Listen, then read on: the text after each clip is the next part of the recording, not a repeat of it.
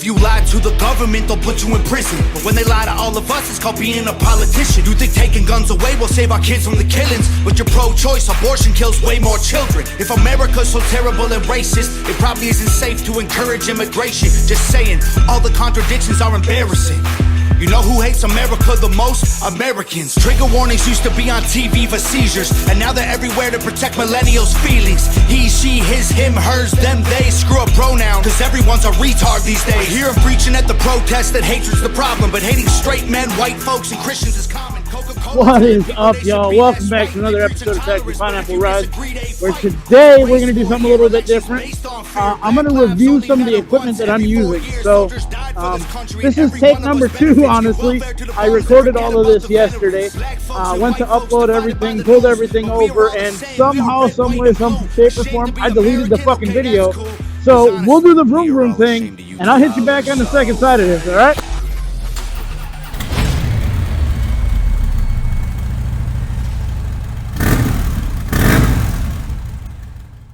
Alright, so first things first, everybody.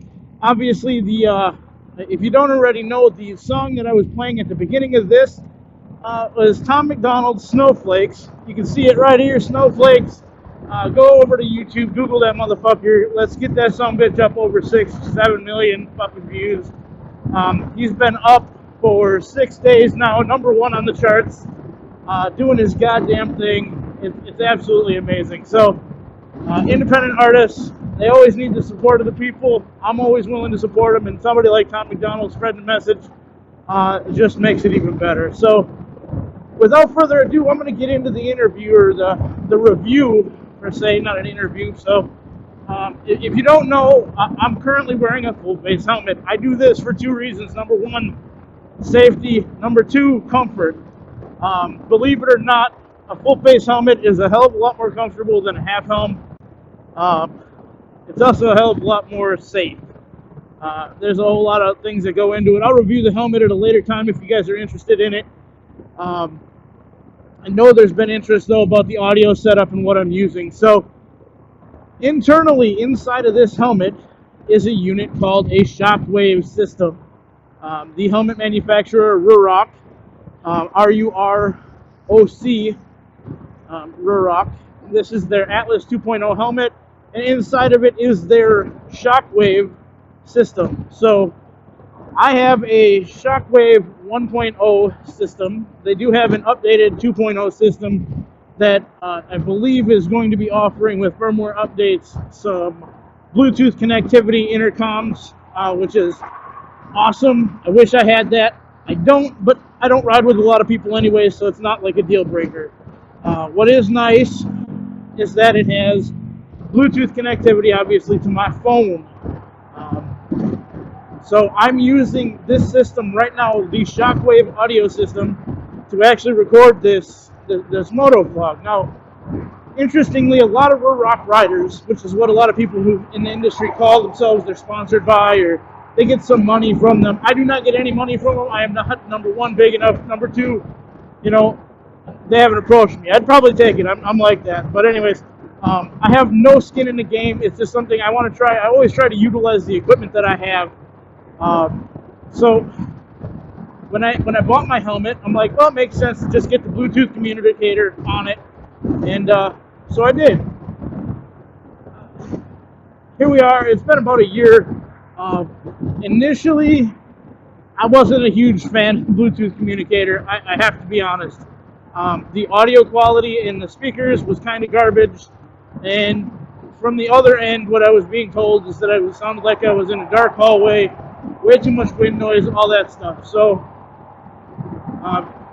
obviously, you're on a motorcycle, open road, going 70 miles an hour down the road, it's going to be hard to hear you, right? Well, technically, the way the helmet's designed, I thought they could do better, right?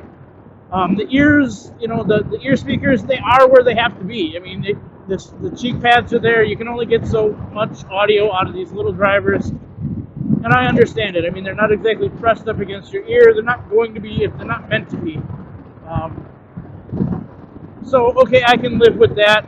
Gotta adjust the settings on the phone to make sure things sound a little better, but not a big deal.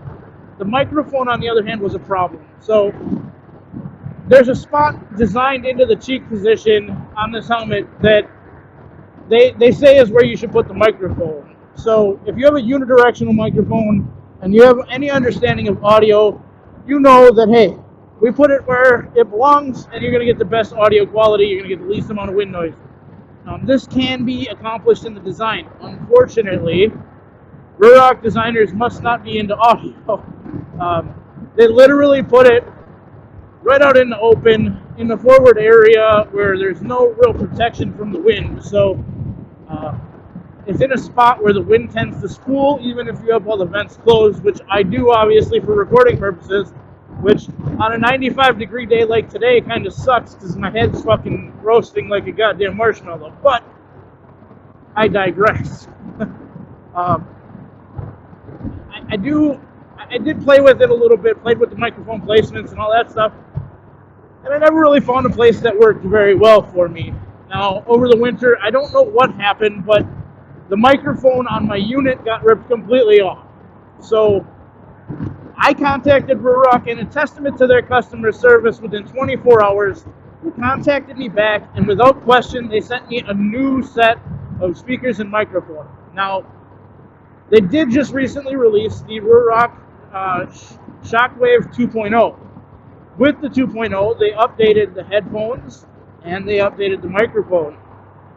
So, number one, when I got it, the very first thing I did was went ahead and did a firmware update, which, if you're not familiar with any hardware stuff, you have to do firmware updates, especially if there's updates to the items, because they're constantly updating everything to make sure everything works well together. So, I went out, looked, I found it. Nobody told me I had to do it, but I did the upgrade right away. Now, I put everything together, it all comes out. The speakers sound phenomenal. I actually enjoy listening to music in my helmet now, which is not something I used to really do anyways. I was basically just using it as a communicator. But now I have no issue connecting my phone and actually listening to music on it because it actually doesn't sound half bad. That being said, the other thing that I was curious about was the microphone.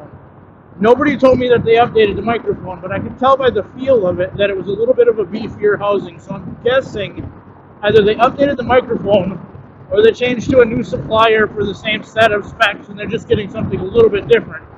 That being said, obviously, based on the audio here, you can tell that I'm getting a higher quality audio than what you may see on a cheap Bluetooth communicator attached to a helmet, right? No, don't get it wrong. The Shockwave is in no way a cheap Bluetooth communicator. Number one, it is integrated into the helmet. So there's a pocket in the back side of this helmet back here that unit actually fits right in. It's like a glove. You connect the wires. Everything is internal. Nothing is even visible on the outside of the helmet. So you get a pack talk, some of these things, you've got these chunky, clunky fucking things all over. But I never see the Ruroc riders using these Bluetooth communicators or anything like that, the Shockwave systems. Number one, I don't know if it's because they didn't get sent them or what, but interestingly, I think the audio coming out of this is actually much better than that out of, my hardwired microphone setup. Number one, I don't know, it doesn't seem as muffled, it's got a better amplification rate, and it's just really that much better. So, my personal opinion is, for MOTOVlog setup, it's actually pretty cool to not have this additional mic, adapter, essentially, which is needed for GoPro, because everything GoPro does requires a GoPro accessory for it. At the end of the day, I don't need that additional weight on my chin. I don't need the additional adapter there. And I'm still getting high quality audio. Yes, I'm not getting that audio perfectly synced up with my video, right off the gate. But that's actually pretty simple stuff in something like DaVinci Resolve. Even I was using OpenShot, and it was easy enough to get them all synced up. Now, you turn off the track from one, you do this and that, and really in a MOTOVlog, you can't see my mouth anyways, so even if I'm off by a millisecond, it's not a big deal. The issue comes in if I'm talking with my hands, doing something like that, then you guys can kind of see maybe a little bit of a variation, but at the end of the day, it's not really that big of a deal. and it can get it pretty well synced up. You know, I've got a method now to my madness, things that I do to make sure it's a little bit easier to do that. So there's that. Now, I don't recommend going out and buying the Ruroc helmet and Shockwave system if all you want to do is start a MOTOVlog.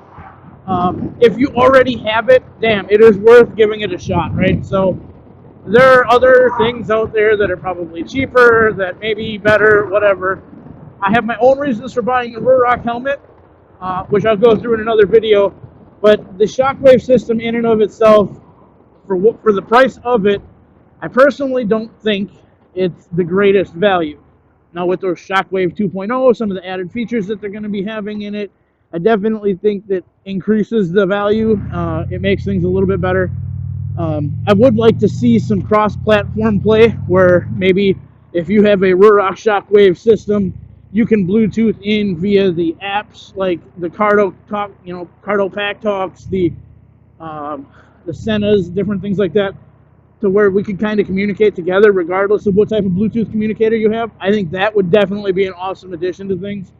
But as far as just a stripped down Bluetooth communicator, the microphone to me is pretty decent quality.